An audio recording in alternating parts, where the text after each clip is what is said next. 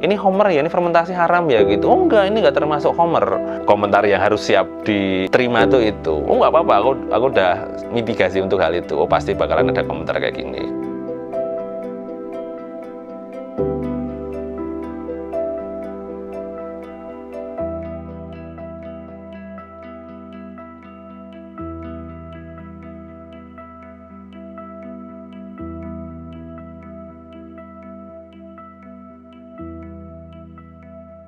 Halo teman-teman, saya Bonang Seto Aji, biasa dipanggil Bonang atau Bon, terserah Mas Bon, ada banyak yang manggil kayak gitu. Di Bonds Fabrik sebagai owner sekaligus managing director. Lebih enak disebut managing director karena nek CEO terlalu dhuwur ya. Kayak gitu aja.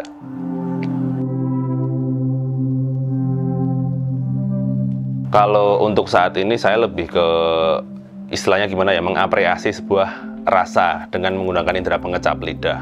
Aroma juga sebenarnya kayak gitu, dari apa yang dihasilkan dari minuman-minuman yang kita bikin dari Bonds Fabrik. Tapi kalau dari sisi akademisi, di awal itu saya kuliahnya di IT, terus pengen pas mulai bekerja di industri digital, di IT, vendor IT gitu, ada gagasan bahwa harus ada produk yang bisa dipegang.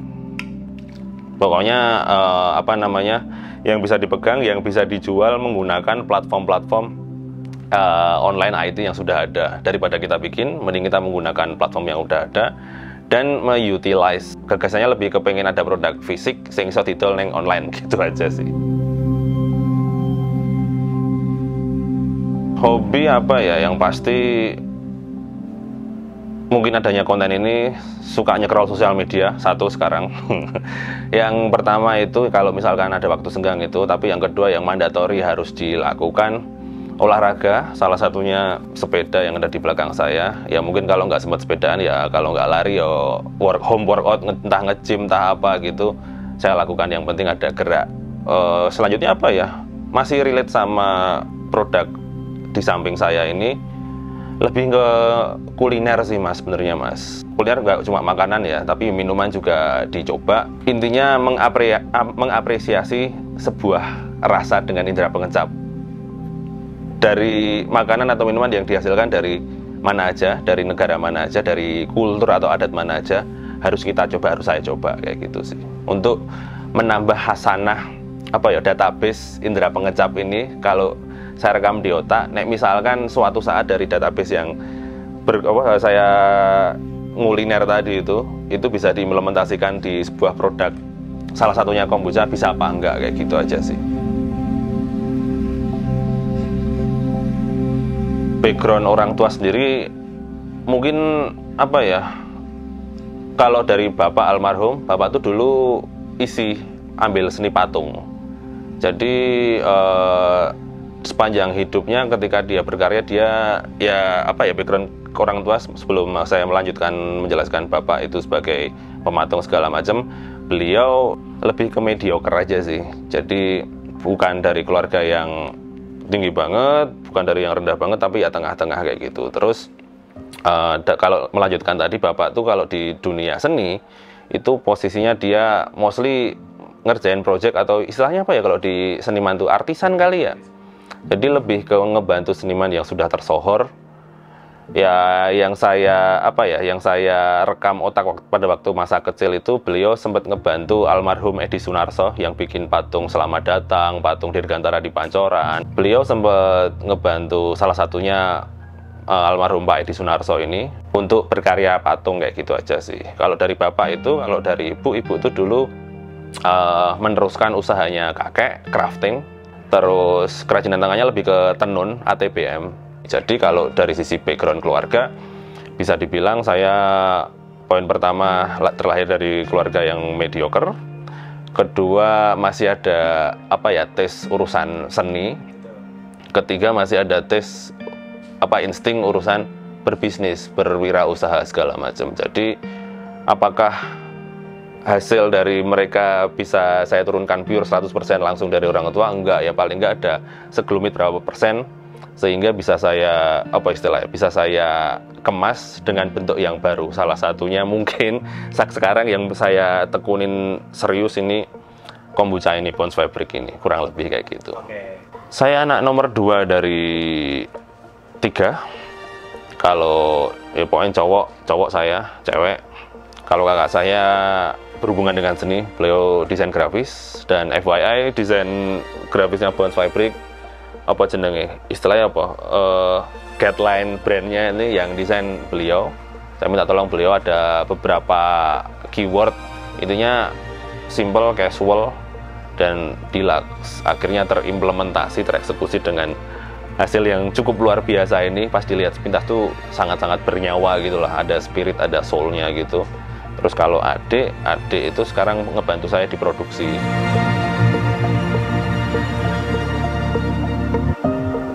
Di rumah ini saya sebenarnya dari lahir ya, dari tahun 92, brojol, terus mungkin dari 9 bersaudara, ibu itu anak yang nggak boleh keluar dari rumah ini. Intinya untuk menjaga rumah ini, menjaga usaha yang waktu itu ATBM segala macam. Dari kecil nih, nama kampungnya itu Kampung Gampingan ya. Gampingan tuh dari dulu terkenal dengan banyak seniman yang tinggal di sini karena mereka ngekos di sini soalnya deket sama ASRI. Dulu ASRI jadi isi, terus tahun berapa 98 tuh pindah ke kampus pusat yang di Sewon itu. Jadi sisa-sisa soulnya, sisa-sisa anak-anak isi yang zaman dulu itu beberapa masih ada di area kampung sini. Kalau impact dari saya pribadi ya, aku bertumbuh berkembang di kampung ini, ibarat kata Indonesia dari A sampai Z itu ada semua di sini.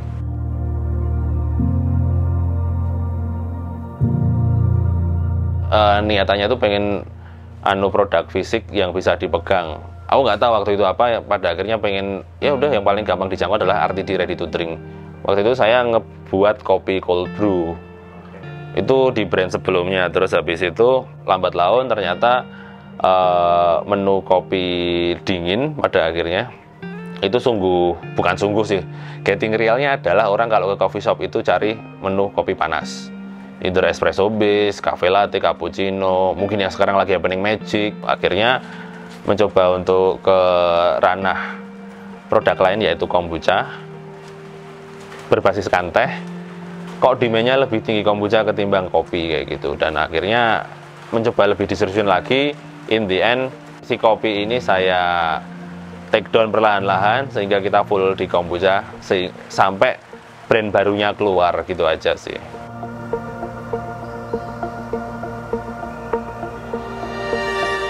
Based on historical kombucha ya, aku jelasin dulu. Kombucha sendiri basicnya air, teh, dan gula yang yang difermentasi dengan jamur, istilahnya SCOBY. SCOBY itu ada kepanjangannya Symbiosis Culture of Bacterial and Yeast.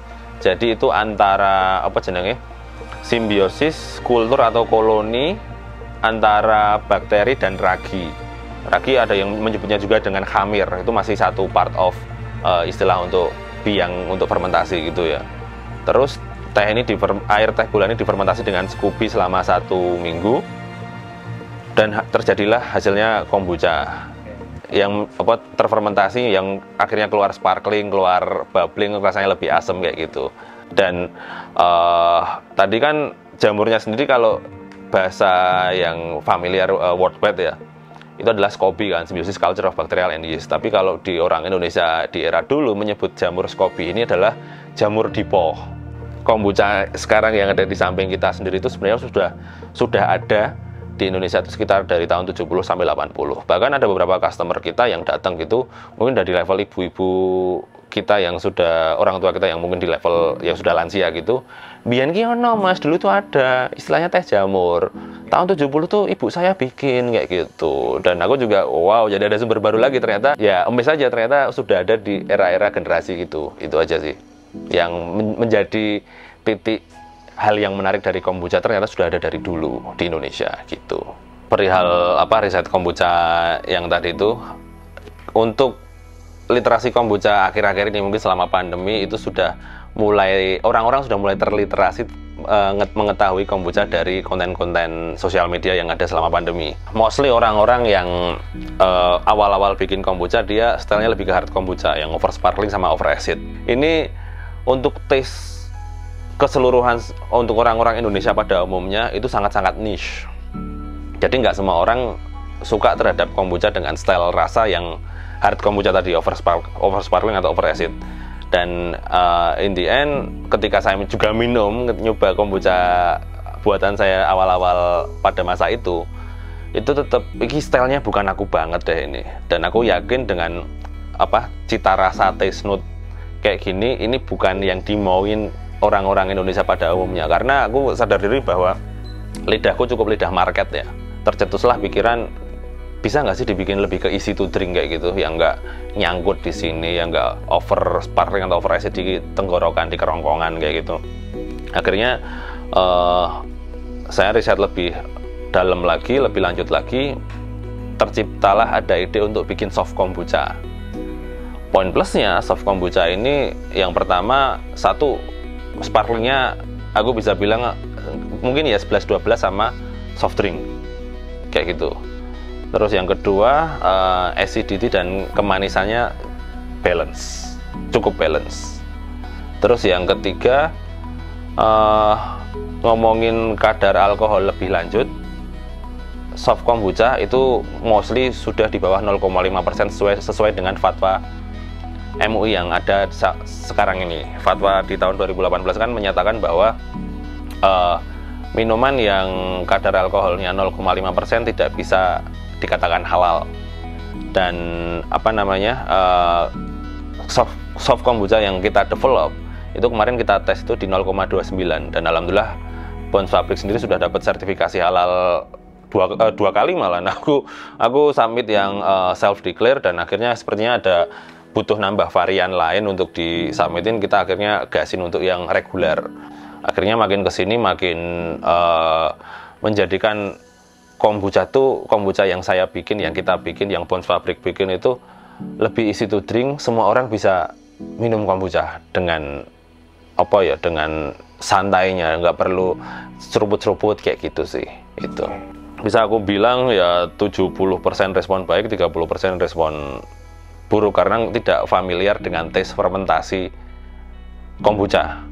Ini rasanya kayak air tape ya, ini galak banget ya. Mungkin yang ya saya kebetulan saya juga muslim, saya juga sadar diri bahwa pasti harus siap dengan komentar, ini homer ya, ini fermentasi haram ya gitu. Oh enggak, ini enggak termasuk homer. Fermentasi yang dihasilkan oleh kombucha itu tidak termasuk homer yang memabukkan. Komentar yang harus siap diterima itu. Oh enggak apa-apa, aku udah mitigasi untuk hal itu. Oh pasti bakalan ada komentar kayak gini. Kombucha yang kita rilis tuh kebanyakan flavoring ya, sudah ada rasa-rasanya. Yang kayak yang Summer Pink ini kombucha hitam kita tambahin buah naga, buah nanas, jadi ada varian rasa yang nggak melulu rasa kombucha original pada umumnya. Ini lebih dominan nanasnya. Kayak yang ungu ini cukup cukup storytellingnya cukup enak banget karena kita tambahin bunga telang, daun mint. Kebetulan bunga telang dan daun mint yang nanam ibu saya. Terus kita tambahin kayu manis sedikit, dan hampir semua ingredients raw material yang ada di Bounce Fabric kita dapetin di pasar deket sini. Yang aneh-aneh kayak daun mint gitu di pasar-pasar itu sudah mulai ada gitu, demandnya sudah mulai ada, dan supply dari petani ke pasar juga mulai banyak gitu sih. Jadi kita nggak worry untuk menggunakan produk lokal karena satu, demand selalu ada, kedua balik lagi ternyata ada kebanggaan tersendiri ketika kita menggunakan ingredients yang ada di sekitar kita, yang bisa didapatkan di sekitar kita, minimal dari pasar tradisional terdekat lah. Itu udah poin plus lah menurut aku kayak gitu. Varian pertama Summer Pink mungkin prosesnya sama, trial and error kayak gitu. Terus Purple Herbs tuh cukup seksi juga, sangat karena warnanya ungu dari bunga telangnya. Si Purple Herbs ini bunga telang, daun mint, sedikit tambahan beberapa rempah kayak kayu manis kayak gitu, itu udah rich banget rasanya. Itu varian kedua yang kita develop. Terus yang ketiga waktu itu ya sempat ada Cascara Coffee. Cascara Coffee itu kulit buah kopi yang biasanya di kebun kopi dijadiin pupuk atau pakan ternak. ini diolah lagi, dikeringin jadi tisin. Tisin itu istilah gampang untuk teh tapi bukan dari teh, entah dari bunga-bungaan, buah-buahan, daun-daunan yang bukan teh, entah daun apa jenenge, daun mint, daun kelor, atau beberapa daun yang lain kayak gitulah. Itu bisa dijadiin tisin. Itu waktu itu kita sempat bikin kombucha yang Cascara Coffee, tapi karena demandnya agak kurang, akhirnya kita take down kala itu. Terus yang selanjutnya kita pakai, kan mostly tadi pakai teh hitam, ini kita pakai teh hijau dari, dapat supplier teh hijau lokal beberapa sumber, tapi yang paling menarik untuk diulik itu sebenarnya teh hijau dari Samigaluh, kebun teh Ngelinggo, satu-satunya kebun teh di daerah istimewa Yogyakarta. Dia bikin teh hijau sama teh putih white tea, kita ambil yang teh hijaunya, itu super enak banget. Ternyata buatan Jogja ada kebun teh sing rasanya luar biasa, dan kita implementasiin jadi kombucha, wah rasanya enak banget mas, kayak gitu. Itu yang green tea. Terus ada lagi habis green tea kita bikin yang jahe. Jahe itu kita rilis selama pandemi waktu itu. Terus varian 2 terakhir yang kita rilis itu strawberry sama sirsak. Nah, alasan kenapa memilih strawberry sama sirsak karena dua buah itu hampir tidak musiman, selalu ada. Kita riset, rasanya sangat luar biasa, kita lanjut.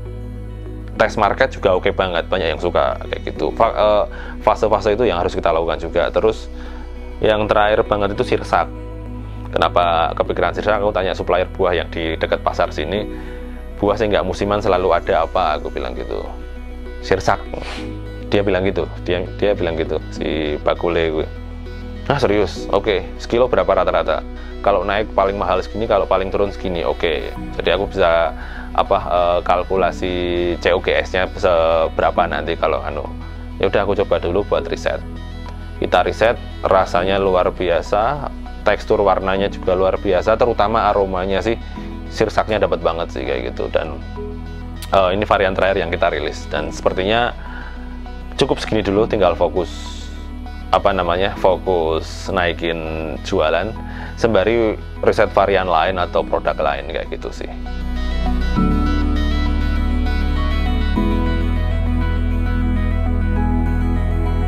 Kalimat pertama, tanda kutip, riding the moment. Amerika dan Indonesia itu jedanya 5-10 tahun.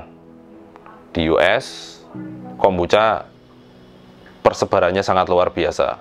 Bahkan udah banyak brand-brand kombucha yang fabrikasinya super luar biasa. Yang gede-gede, barel-barel kayak gitu. Itu poin pertama. Poin kedua, ternyata data ini juga worldwide. Jadi forecasting proyeksi ke depannya kita bisa riding the moment untuk market Indonesia itu sendiri kayak gitu. Dan satu sisi aku mencoba untuk stay on the path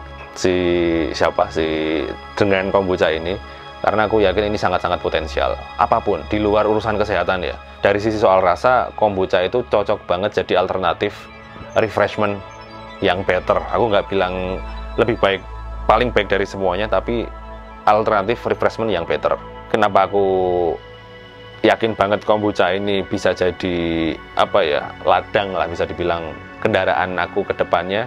Karena balik lagi data yang saya ampu tadi, di US banyak banget, berarti potensial untuk diimplementasi di Indonesia.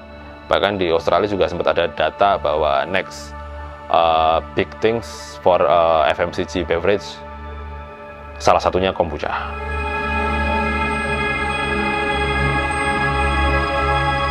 Jadi kalau di Bounce Fabric itu kondisinya rumah lama, ruang tamu, kita jadiin optimalisasi tempat buat bekerja ya. Salah satunya ini meja buat yang meja kantornya gitu. Terus ini kita juga naruh stoknya. Di sini ada 3 chiller. Ini ada beberapa varian yang siap dibeli kalau ada orang yang mau datang ke sini, bisa di order. Nanti pembayarannya berhubung kita berusaha untuk cashless, ada cagak-cagak penopang pundi-pundi rupiah. Pakai kris nih, tak template kayak gini. Terus habis itu ini 3 chiller segala macam, ada yang siap dijual, ada yang ini kemarin untuk ini hari terakhir berarti ya, untuk spare event Land of Beauty. Terus ini kita juga harus ngecek suhu ruangan, kelembaban segala macam buat memitigasi kalau fermentasinya misalkan suhunya panas, misalkan di atas 30 derajat, posisinya harus gimana, kalau kelembaban sekian persen harus kayak gimana, gitu aja sih. Terus ini kerdus-kerdus isi kaleng kosong yang mau di canning kayak gitu. Dan kalau SOP, karena kita sudah BPOM sama sertifikasi halal, masuk ruang produksi harus pakai baju disposable ya. Nah ini kenapa harus kayak gini ya, itu tadi balik lagi karena kita berkonsisten dan QC karena sudah dapat BPOM dan sertifikasi halal. Memastikan semuanya steril. Mari kita masuk. Oke, ini harus pakai rumbai-rumbai kuning ini. Kurang lebih kayak gini. Cukup sederhana sekali, kita memaksimalkan rumah Mbah Kakung, rumah Eyang yang ada. Kita ruangan produksi yang steril ini, sizing volumenya cuma 12 meter persegi. Dari sini, dari kompor sini, ini galon-galon kosong untuk nadai kombucha yang sudah dipanen. Sudah dipanen dan belum di canning ya. Ini pakai galon yang yang food grade dan tidak mengandung BPA. Jadi nanti prosesnya kurang lebih di sini air, teh dan gula diseduh, direbus di kompor yang sini. Habis itu kalau udah kelar rebusnya, udah kelar nyeduhnya, ditunggu di suhu ruangan biar sama kayak dengan temperatur suhu ruangan. Karena kalau terlalu panas dan dimasukin ke gentong fermentasi, itu potensi untuk si jamur skobinya mati karena kepanasan. Kalau udah dingin, udah di suhu ruangan, sekiranya mungkin ya sekitar suhunya kurang lebih 30 atau di bawah 30 derajat Celcius sih, yang teh yang kita seduh tadi, baru dimasukkan ke gentong-gentong fermentasi ini. Kurang lebih 7-14 hari kayak gitu. Nah, pertanda fermentasi ini berjalan dengan lancar, skubinya, jamurnya sehat juga, itu adalah dia menghasilkan sparkling atau bubbling ini. Ini monggo dilihat. Ini jadi bubbling yang ini, kalau ada blubuk-blubuk ini pertanda skubinya ini mencerna, memakan glukosa, kadar gula dari air teh gula tadi, teh manis tadi, sehingga dikonvert menjadi kombucha. Nah ini gerak-gerak ini pertanda dia si kombuchanya fermentasinya berjalan dengan lancar kayak gitu. Kadang-kadang kalau kita cek di internet, di mana banyak yang mengeluhkan tidak terjadi fermentasi yang sampai level bubbling kayak gini.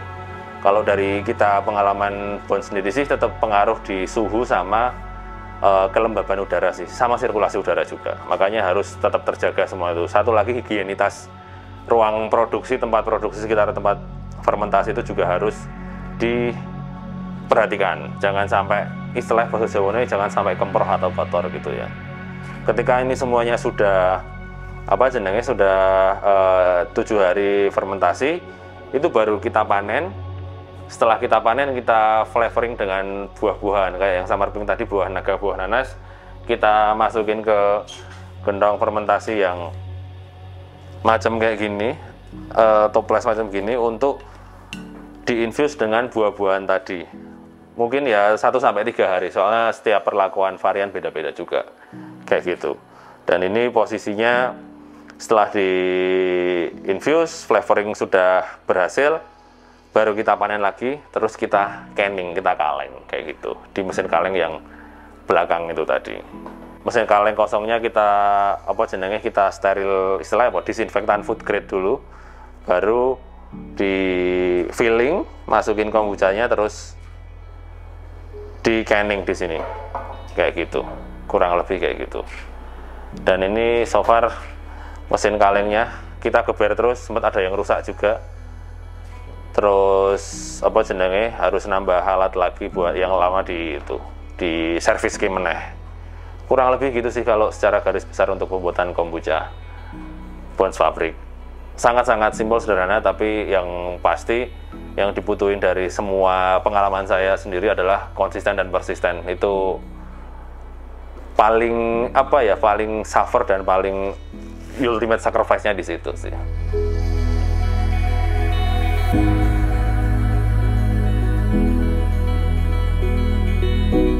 Aktivasi yang udah dilakukan sama Bones, yang pasti yang paling aku banggain sekarang adalah aku bisa kolaborasi dengan Seni Kanji. Akhirnya terimplementasi kaos yang sekarang aku pakai ini, dan itu salah satu wishlistku sih, bisa kolaborasi dengan seniman-seniman yang aku bisa bilang favorit, ngefans sama mereka kayak gitu. Pertama itu salah satu aktivasi yang terbaik tahun ini, event-event entah di Jakarta, Jogja kita ikutin yang potensial event untuk market kita sebenarnya. Itu kita gasin juga. Mungkin yang cukup menarik itu yang kita lakukan terus-menerus adalah kolaborasi dengan entah F&B, entah coffee shop, entah toko, mungkin berkolaborasi dengan mereka untuk mendistribusikan kombucha ini lebih kenceng kayak gimana, kayak gitu sih. Itu aja ya, contoh kita tetap mendistribusikan produk-produk kita ke coffee shop yang menurutku potensial untuk dikenalkan, untuk mengenalkan kombucha ke tempat dia, kayak gitu sih. Di beberapa titik di Jakarta, Bandung, Jogja, mungkin hampir semua titik kita supply juga. Itu salah satu yang kita gasin terus untuk aktivasi ya, kurang lebih gitu. Event ya haruslah event-event yang masih relate dengan pangsa pasar, target market si produk kita ikutin gitu, diupayakan bahasa enaknya. Oke, sebenarnya sih kalau orang pada datang ke rumah produksi ini, ada kombucha di dalam gang ini, aku jujur aja agak keberatan, dalam arti kita masih small team. Small team it means super team. Jadi nek ono wong teko, kalau ada orang datang itu kadang-kadang kita juga jadi tambah multitaskingnya gitu kan. Nah, nggak apa-apa, tapi kita berusaha untuk mengurangi intensitas orang datang. Jadi kita mudahkan daripada orang-orang, teman-teman yang mau menikmati kombuchanya Bones Fabric repot-repot datang ke tengah gang kecil, parkir mobil harus di depan, kalau enggak ya di JNM nek misalkan rano parkiran. Terus parkir motor juga agak susah, jalannya kecil kayak gini. Kita sih mengakomodasinya bisa menikmati Bones Fabric, salah satunya di beberapa coffee shop atau resto atau F&B tadi. Yang lain bisa dinikmatin kalau Jogja area nek males males datang ke sini, better via ojol ya. Jadi di Shopee Food, GoFood, GrabFood ada semua. Mungkin untuk teman-teman yang di luar kota, luar Jogja ya, entah dari kota-kota lain yang pengen menikmatin kombucha kita sampai rumahnya teman-teman, bisa langsung ke kanal Tokopedia kami. Ada di Tokopedia, tokopedia.com/bones. Ada lagi di Shopee, shopee.co.id/bones.fabric. Terus ada lagi di TikTok kita, TikTok Shop. Jadi follow akun TikTok kita bisa pengiriman via TikTok Shop juga, gitu. Harapan ke depan, aku pengennya scale up pasti, tapi di luar kepastian akan scale up ini, aku tetap pengen untuk balance antara scale up kan nggak melulu soal produksi ya, tapi juga soal marketing, sales juga. Jadi ini harus balance. Yang jalan duluan siapa, tapi harus saling mengikuti. Jadi biar nggak jomplang, nggak pincang gitu loh. Karena banyak beberapa faktor, ketika produksinya jor-joran, distribusinya bisa kemana-mana, tapi marketingnya kurang, orang nggak tahu produk kita tapi sudah tersebar duluan. Itu yang jadi momok ke depannya. Balik lagi, kalau marketingnya yang dikencengin, produksi keteteran, itu juga bahaya. Ya pengenku sih tetap harus selaras lah. Balance itu tadi. Jadi lebih enak di kondisi perusahaan, lebih enak di kondisi pikiranku juga, orang kokean pikiran. Okay? Lebih balance itu lebih better, kataku sih itu ya. Ya aku bisa bilang growth-nya nggak usah gini banget, tapi aja lah, landai aja itu udah better. Endurance, life is endurance, not for sprint.